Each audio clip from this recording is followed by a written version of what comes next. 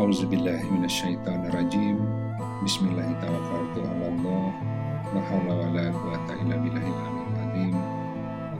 Alhamdulillahirabbil alamin. Assalatu wassalamu ala asrofil anbiya'i wal mursalin wa ala alihi wa sahbihi ajmain. Rabbi shrah li sadri wa yassir li amri wahlul 'uqdatam min lisani yafqahu qawli waj'al li waziran min ahli. Assalamualaikum warahmatullahi wabarakatuh. Baik, sahabat sekalian, insyaallah judul yang dipilih hari ini terkait puasa adalah nazar untuk Allah ya. Ini kita lihat di Al-Quran. Baik, kita buka dengan sebuah hadis riwayat Imam Bukhari dan Muslim dari Abu Hurairah radhiyallahu anhu. Ia berkata bahwa Rasulullah Shallallahu alaihi wasallam bersabda, Allah berfirman, semua amal anak Adam adalah baginya, kecuali puasa. Karena ia, syaum itu sesungguhnya untukku, dan aku yang akan membalasnya. Jadi semua amalan yang dilakukan oleh manusia, itu semuanya adalah untuk manusia ya, pahalanya gitu ya. Allah ganjar setiap kebaikan itu 10 hingga 700 kali. Nah, hanya ketika berkaitan dengan puasa, Allah memberi keterangan bahwa kalau puasa itu untuk Allah gitu. Dan ganjarannya itu dari sisi Allah yang akan membalas ya. Jadi tidak hitung-hitungan dalam bentuk 10 hingga 700 kali begitu. Nah, namun ada hadis lain ya, riwayat At-Tabrani, betapa banyak orang yang berpuasa namun ia tidak mendapatkan dari puasanya kecuali lapar dan haus. Ya, kita sama ya, diwajibkan bagi Muslim ya, orang-orang Islam ya, untuk berpuasa 30 hari di bulan Ramadan. Dan puasa itu diwajibkan agar kita bertakwa. Semua memang karena wajib ya, jadi puasa ya. Jadi semua orang yang agamanya Islam, kalau nggak puasa, kelihatan sama orang lain, malu gitu. Nah, tapi siapa yang kemudian berpuasa karena sebuah tadi ya, pengagungan terhadap syiar Allah gitu. Di balik puasa ini ada ya tentu banyak hikmah gitu. Tapi di balik itu sendiri puasa sebuah persembahan kepada Allah gitu ya. Ya, jadi bisa macam-macam orang melaksanakan puasa karena wajib ya, dia terpaksa mengerjakan, atau ini sebuah bentuk persembahan atau nazar ya untuk Allah.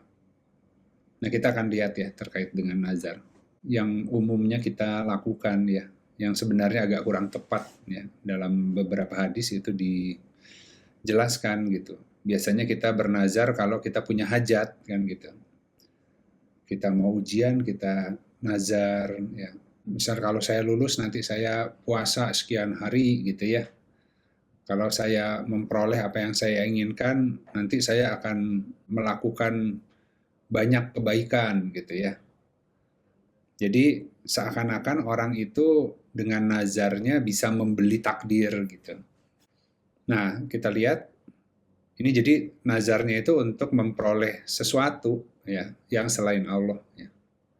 Jadi dia seakan-akan mau berjual beli dengan Allah ya. Ya, bahwa kalau nanti Allah ngasih apa yang saya inginkan, saya akan melakukan ini loh gitu kan ya. Ya kan sebenarnya nggak seperti itu ya. Ya, kita seharusnya kerjakan yang Allah inginkan gitu. Allah yang akan mengatur yang terbaik yang Allah akan berikan kepada kita. Bukan sebaliknya, kita ya agak apa ya. Jadi kalau Allah nggak ngasih yang saya inginkan, ya saya nggak mau melakukan kebaikan, seakan-akan gitu. Nah, kita lihat dari Abu Hurairah radhiyallahu anhu, beliau berkata bahwa Nabi Shallallahu alaihi wasallam bersabda, sungguh nazar tidaklah membuat dekat pada seseorang apa yang tidak Allah takdirkan. hasil nazar itulah yang Allah takdirkan. Nazar hanyalah dikeluarkan oleh orang yang bakhil, yang pelit. Orang yang bernazar tersebut mengeluarkan harta yang sebenarnya tidak ia inginkan untuk dikeluarkan. Nah, jadi di sini hasil nazar itulah yang Allah takdirkan, itu maksudnya kita menganggap itu berhasil karena kita bernazar. Sebenarnya nggak bernazar juga berhasil karena sudah ada takdirnya. Berhasil tuh kalau ada takdir. Ya, kalau nggak ada takdirnya mau berusaha hebat pun belum tentu berhasil gitu kan ya. Nah, jadi kita salah di dalam menyimpulkan seakan-akan nazar bisa merubah takdir-takdir kita. Gitu. Jadi itu tadi ya, nazar tidak membuat dekat kepada seseorang apa yang telah Allah takdirkan. Gitu. Bahwa nazar sama dengan infak akan memperbaiki takdir, iya, tapi tidak merubah gitu ya. Ya kalau takdir itu orang harus mengalami sesuai apa yang Allah sudah tentukan, tapi ada track-tracknya gitu. Jadi setiap orang itu kalau banyak beramal soleh, apa yang naik ke langit, besok takdirnya lebih baik lagi gitu. Tapi tetap pembelajaran yang Allah kehendaki dalam kehidupannya akan dia tempuh gitu. Ya ada yang kemudian dia harus ditakdirkan untuk memperoleh hikmah tertentu dalam kehidupan. Takdirnya bisa dia mengalami ujian sehingga dia jadi paham, atau dia diberi kecerdasan melihat kisah orang lain dan dia bisa paham gitu. Jadi kalau banyak amal soleh itu banyak fasilitas gitu. Kita nggak perlu dengan keras diberi pengajaran, tapi diberi kecerdasan sehingga melalui tanda-tanda yang ada itu kita bisa terus semakin mengenal Allah gitu. Tapi kalau enggak, ya Allah tetap akan mengajari. Jadi mau mengajari dengan cara yang lembut atau dengan cara yang keras, yaitu tergantung tingkat kecerdasan. Kalau enggak cerdas, ya ujian diulang-ulang, dibikin intensitas ujiannya makin besar supaya dia mampu membaca pelajaran di balik itu. Gitu. Begitu bisa membaca dan tadi ya bisa menyikapi dengan tepat sesuai yang Allah kehendaki, dan memperoleh hikmah, ya ujiannya diangkat, diganti sama yang baru. Gitu. Nah kita lanjut. Nah kemudian ini terkait dengan hikmah puasa adalah nazar untuk Allah ya sahabat-sahabat. Jadi di Quran surat Al-Baqarah ayat 270, A'udzubillahiminasyaitonirrajim, Bismillahirrahmanirrahim. Dan apapun yang kamu belanjakan dari suatu nafkah, atau kamu janjikan dari suatu nazar, maka sesungguhnya Allah mengetahuinya. Dan tidaklah bagi orang-orang yang zolim seorang penolong pun ya, dari azab Allah.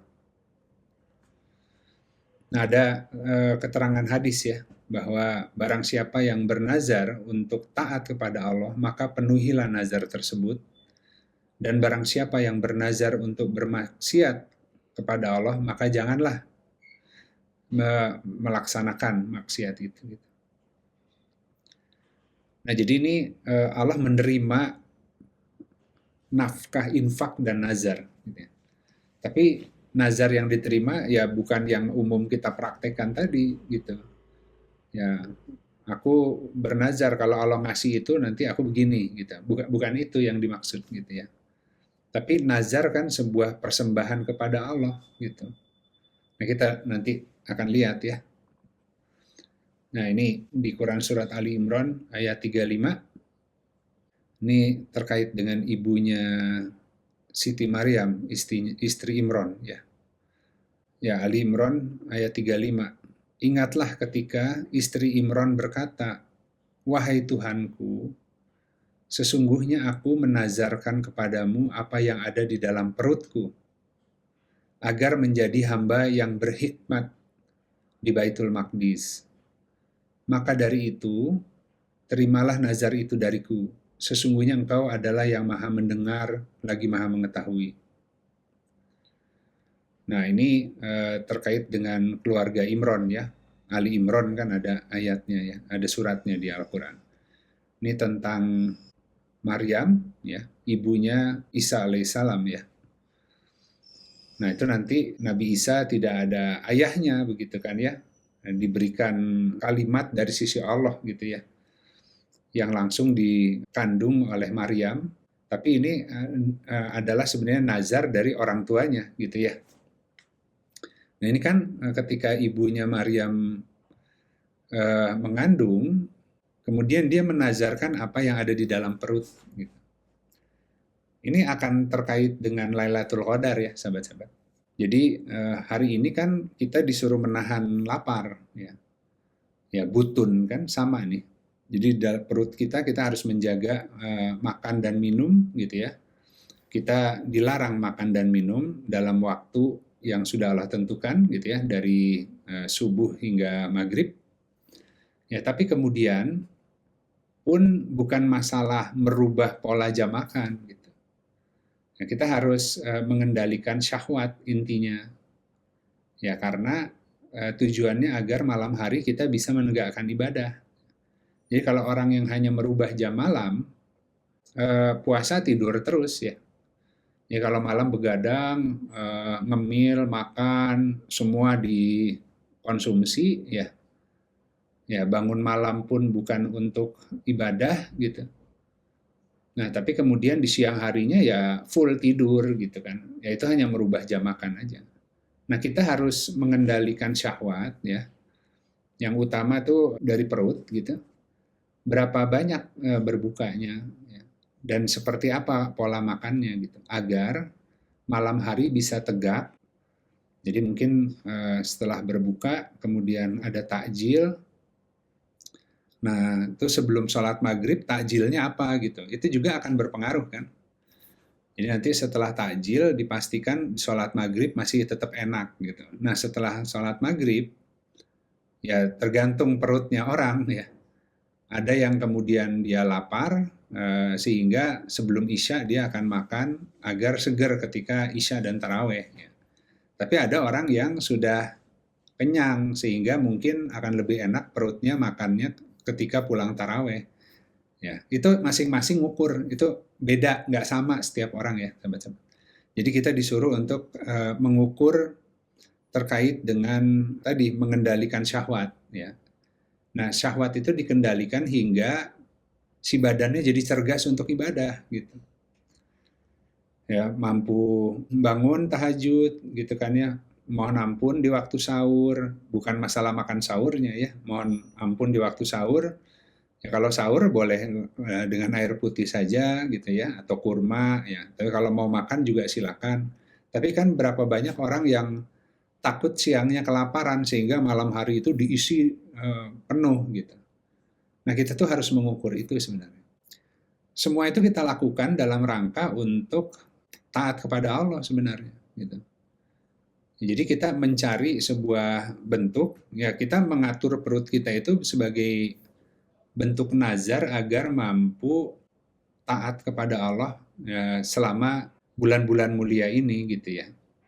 Yang mudah-mudahan diteruskan di bulan setelahnya gitu. Nah ini kemudian ketika ya kembali ke ayat ini ya.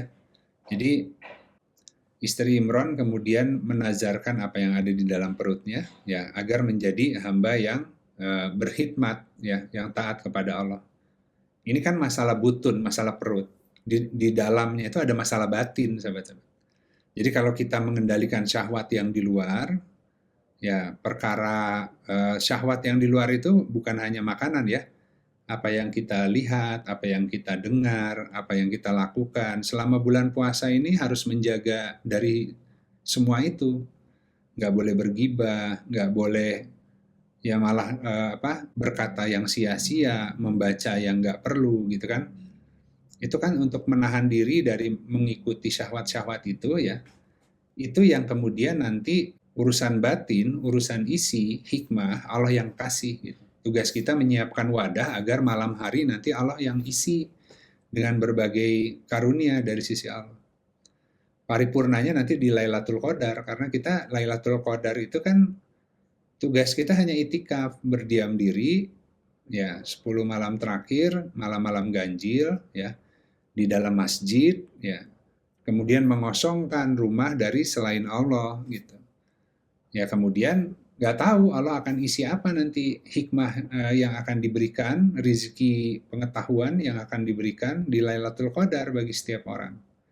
Sebenarnya Al-Quran yang diturunkan ke dalam dada setiap orang, kadarnya nggak sama, tergantung seberapa besar dia menunaikan nazar selama bulan puasa nih, untuk mempersiapkan diri agar kemudian Allah menurunkan Al-Quran ke dalam dadanya.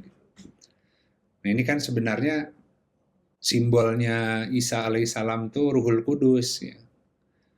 Jadi Ruhul Kudus itu ruh dari sisi Allah, itu ruh yang suci gitu ya.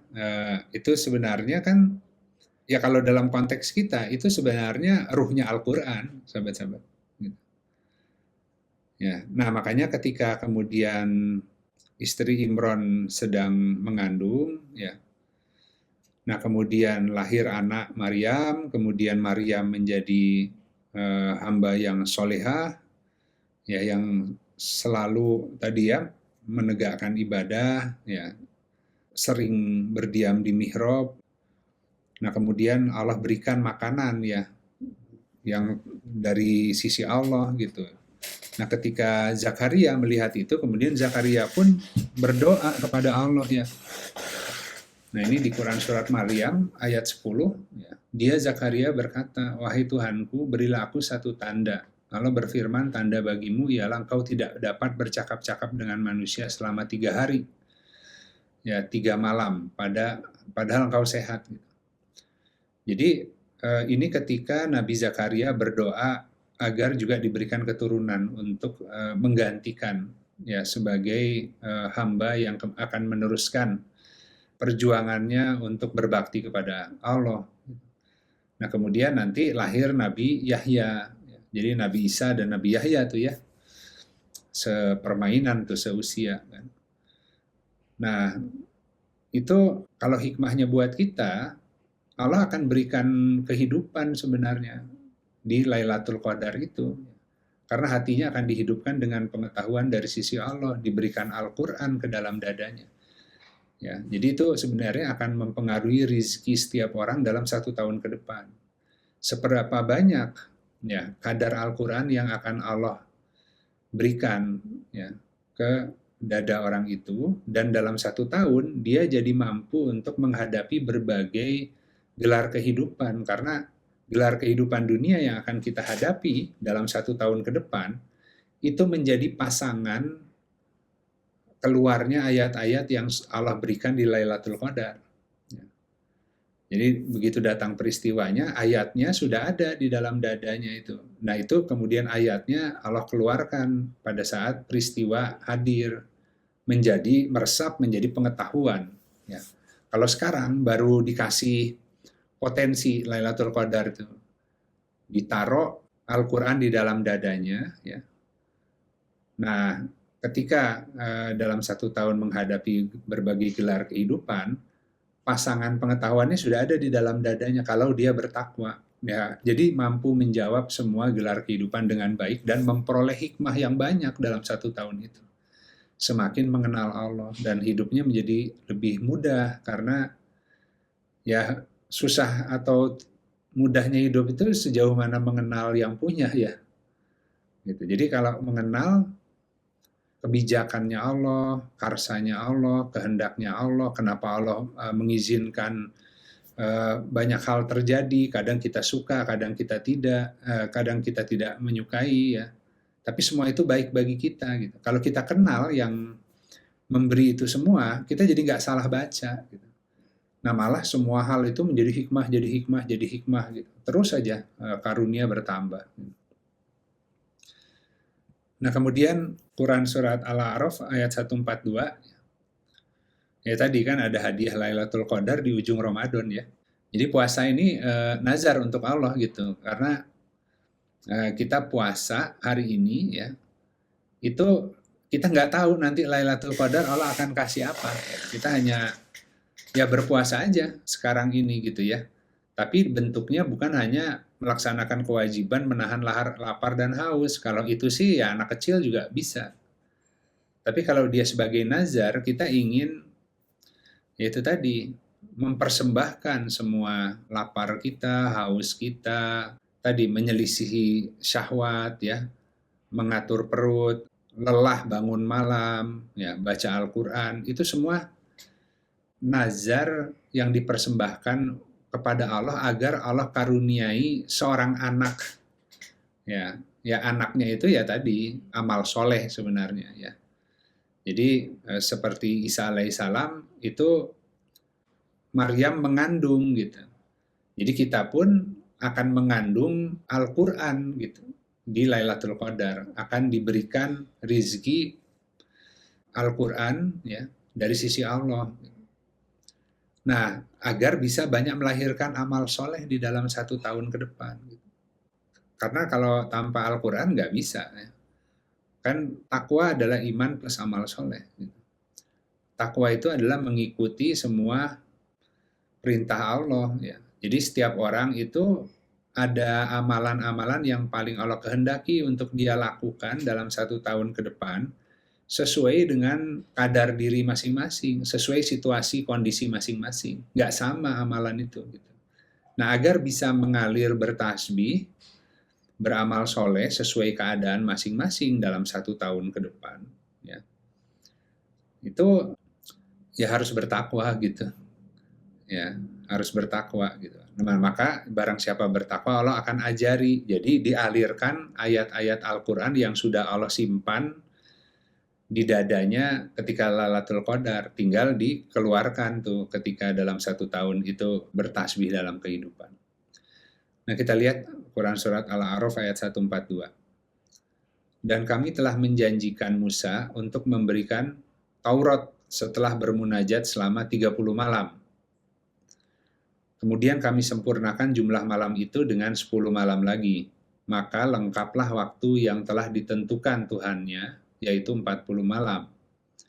Musa berkata kepada saudaranya, Harun, gantikanlah aku dalam memimpin kaumku. Perbaikilah ya dirimu dan kaummu, dan janganlah engkau mengikuti jalan orang-orang yang berbuat kerusakan.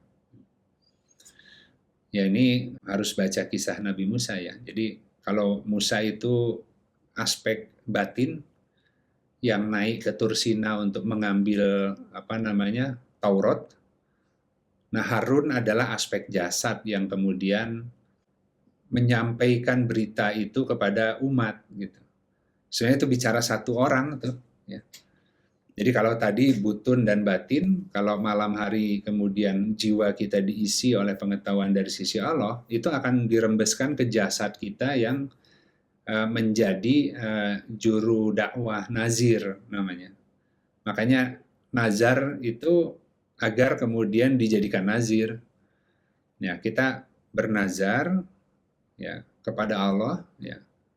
Kemudian jika kemudian Allah anugerahi pengetahuan dari sisinya, maka kita bisa mampu menjadi nazir, juru dakwah yang mengingatkan manusia untuk bertakwa kepada Allah.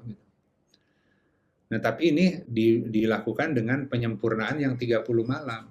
Nah, kalau di kita ya 30 malam itu yang Ramadan ini. Ya. Nah, tapi kalau itu kemudian tidak sempurna, maka masih ada yang 10 hari lagi untuk disempurnakan. Ya, itu 10 hari yang sempurna itu di bulan haji nanti. Bagi yang tidak pergi haji ke Baitullah, maka ada puasa, ya kan? Yang 10 hari, 3 hari sebelum haji, 7 hari setelah haji. Gitu. Itu yang 10 hari yang menyempurnakan. Nah, jadi karena Allah tahu belum tentu orang berhasil nih di Ramadan itu mencapai kesempurnaan, tapi nanti ada hari raya haji, itu nyambung ya sahabat-sahabat. Itu kan masih dalam 1 tahun yang sama dalam kalender Islam. Ya. Baru setelah Zulhijjah masuk ke tahun baru nanti. Gitu. Tapi kalau Zulhijjah masuk bulan haji, itu sebenarnya ada 10 hari yang utama juga di sana. Gitu. Nah ini sama senada dengan di Quran Surat Al-Qasas ayat 27. Ini yang terkait ketika Nabi Musa bertemu Nabi Syuaib kan. Nah kita lihat ya. Jadi Ayah kedua perempuan itu berkata, "Sesungguhnya aku bermaksud menikahkanmu dengan salah seorang dari kedua anak perempuanku, dengan ketentuan bahwa engkau bekerja padaku selama 8 tahun. Dan jika engkau menyempurnakan 10 tahun, itu adalah satu kebaikan darimu. Aku tidak bermaksud memberatkanmu, insya Allah. Engkau akan mendapatiku, ya, insya Allah engkau akan mendapatiku termasuk orang-orang yang baik." Jadi ketika Nabi Syuaib kemudian, itu kan sebenarnya masa training buat Musa ya, karena Nabi Syuaib itu mursyidnya ya, gurunya Nabi Musa sebelum kemudian Nabi Musa memperoleh kenabiannya. Gitu. Nah itu kemudian dipekerjakan untuk membantu menggembalakan dombanya Nabi Syuaib antara 8 sampai 10 tahun. Nah sebenarnya kalau di kita, kalau 8 tahun sempurna, ya maka cukup 8 tahun sebenarnya. Tapi kalau kurang sempurna, maka ya disempurnakan menjadi yang 10. Nah kalau ini, kalau selama sebulan penuh kita berhasil begitu ya, untuk memenuhi janji kepada Allah, ya, bernazar bagi Allah untuk menjaga diri dari semua hal yang tidak Allah sukai, ya, utamanya memperturuti syahwat, syahwat dan hawa nafsu ya, itu yang utama ya. Kalau syahwat kan kesenangan terhadap tadi dunia ya, hal-hal yang syahwat ya. Ya sekarang nggak boleh makan, nggak boleh ngemil, nggak boleh ngopi gitu kan ya. Tapi malam hari juga harus menjaga apa yang dimakan, berapa banyak, waktunya, supaya dalam 1 bulan itu badannya malah seger. Ya, puasa itu banyak orang yang sakit yang nggak seger karena kebanyakan makan dan makannya di malam hari. Ya, jadi rata-rata setelah bulan puasa berat timbangan malah naik semua gitu. Kemudian malah banyak penyakitnya gitu. Karena kan menunya pun aneh-aneh gitu. Karena setiap takjil kan makan kolak, makan yang manis-manis gitu ya. Banyak orang yang puasa malah sakit sebenarnya gitu. Ya, jadi itu bentuk balas dendam memperturuti syahwat, karena syahwatnya ditekan dari pagi sampai maghrib, setelah itu balas dendam, yang nanti bisa dilihat di masalah timbangan, di masalah kesehatan gitu ya. Bukan seperti itu seharusnya. Seharusnya makin sehat gitu, badannya makin cergas, makin ringan, syahwatnya tertekan, tapi kegiatan ibadahnya semakin mudah, baca Qur'annya, sholatnya gitu. Nah kita harus mengkondisikan, bayangkan ya, banyak hal tuh, dan tiap hari kita uji coba. Makanya kan kemarin kita bahas, kalau sekarang uji cobanya ya jadi terbuang di Ramadan awal nih. Mungkin Ramadan awal uji coba pola yang paling enak, kegiatan pagi, siang, supaya malam semuanya bisa berjalan aktivitas ibadah dengan lancar. Ya, jadi hari ini nggak enak karena makan kebanyakan, besok dirubah, ternyata nggak enak makan terlalu sedikit gitu ya, atau terlambat atau apa gitu, atau jenis makanan yang dimakan duluan itu kan berpengaruh. Ya kalau orang misalkan buka langsung apa nih ya, kalau kita langsung gorengan mungkin ya, ada yang langsung ngopi gitu ya, macam-macam orang itu kan, tapi belum tentu sehat. Nah, kalau Rasulullah kan ya air putih dulu, ya kurma, ya kan. Nah, ditenangkan dulu perutnya gitu. Baru nanti yang lain-lain misalkan ya. Bahkan kalau yang manis-manis tuh kayak kolak dan lain sebagainya, orang malah sakit kalau itu dipakai untuk tajil. Nah, kalau orang ngerti dunia kesehatan kan langsung insulinnya langsung melejit naik ya, dari gula darahnya rendah selama puasa tiba-tiba diisi sama manis-manis, kadang-kadang langsung pusing gitu. Itu malah ya katanya harusnya itu nanti setelah makan. Jadi boleh yang manis-manis tapi setelah makan gitu sehingga perutnya tidak kosong. Itu orang harus uji coba mengatur itu. Makanya kalau yang sudah mulai dari Rajab, Sya'ban itu diatur ya di Ramadan ini tinggal ngelanjut gitu. Nah itu sahabat-sahabat. Nah ini utamanya kan tidaklah kami wajibkan atas kalian ya dan orang-orang yang sebelummu gitu ya, untuk berpuasa gitu kan ya. Ya kami wajibkan berpuasa. Ya. Itu agar kalian memperoleh takwa gitu. Nah ini utamanya adalah di Quran Surat Al-A'qaf ayat 15. Agar setelah Ramadan, masing-masing kemudian bisa bekerja sesuai kefitrohan diri masing-masing. Karena tadi rizki 1 tahun tuh sesuai takdir itu akan, kalau orang mengikuti fitrah dirinya, sebenarnya semua takdir yang Allah kasih itu dia bisa berselancar dengan enak. Karena Allah tidak membebani seseorang di luar kadarnya. Ya, karena fitrahnya di situ, maka semua kadar takdir yang Allah kasih, kalau seandainya dia memahami, itu bisa berselancar. Kecuali kalau dia sedang menginginkan kehidupan orang lain. Gitu. Mengutuk takdir, tidak terima atas keadaan diri yang Allah izinkan. Nah, itu makin terpuruk. Nah, ini kita lihat. Dan kami wasiatkan kepada manusia agar berbuat baik kepada kedua orang tuanya.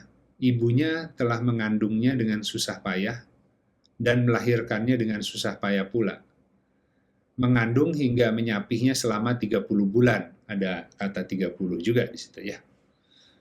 Sehingga apabila ia telah dewasa dan umurnya mencapai 40 tahun, maka dia, anak itu berkata, "Ya Robku, tunjukilah aku untuk bersyukur atas nikmat-Mu yang telah Engkau anugerahkan kepadaku dan kepada kedua orang tuaku, dan agar aku dapat beramal soleh sebagaimana yang Kau ridhoi.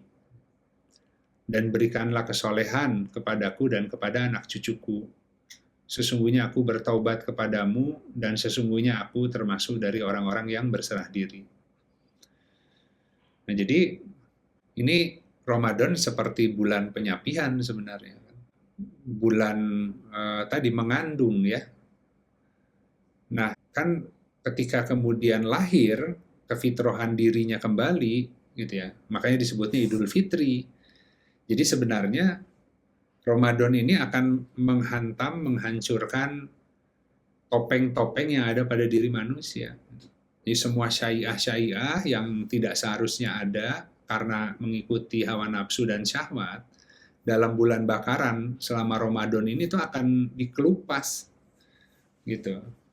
Akan dikelupas sehingga ketika selesai Ramadan di ujungnya memperoleh Lailatul Qadar, dia jadi semakin memahami siapa dirinya dan bisa bertasbih sesuai dengan tadi kemudahan masing-masing.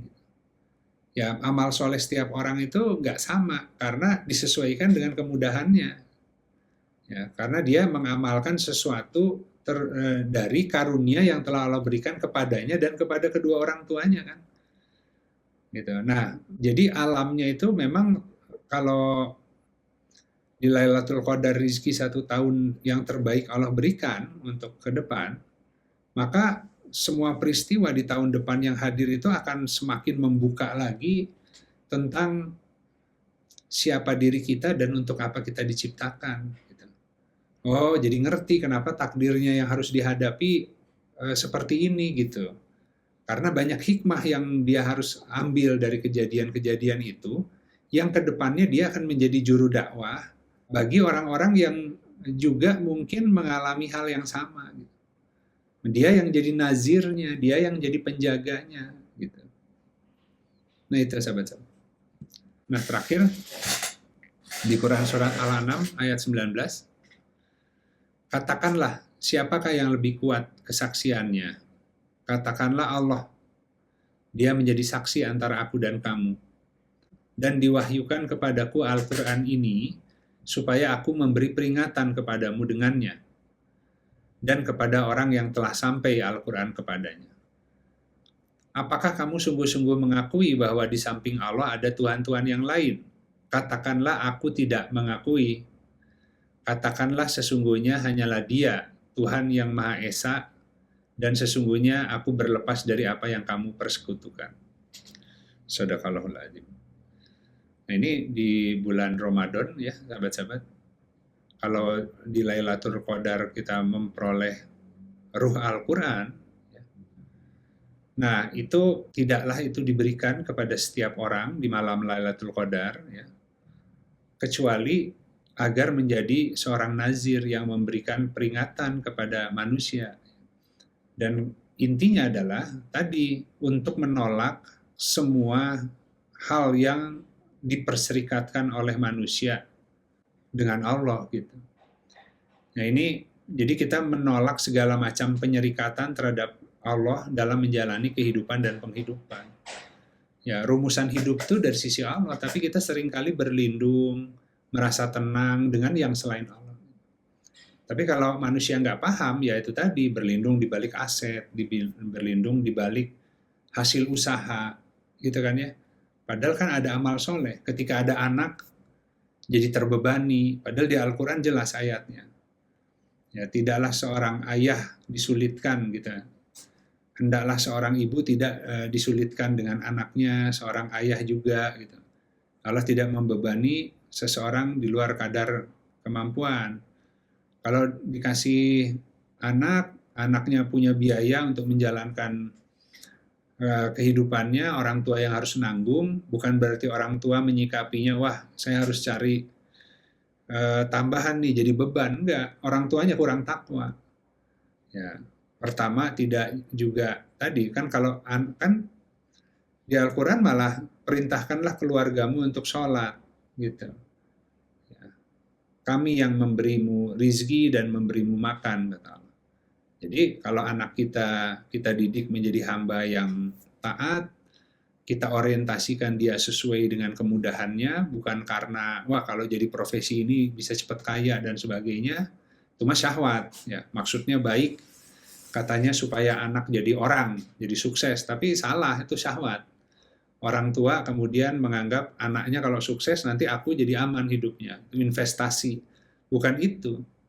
Investasi anak kan doa buat orang tuanya ketika orang tuanya di alam barzah butuh doa syafaat dari anak gitu. Jadi tapi harus anak yang soleh misalnya. Jadi banyak hal yang harus dikalibrasi di kita mengikuti prinsip Al-Quran dalam menjalani kehidupan agar tidak melakukan penserikatan terhadap Allah.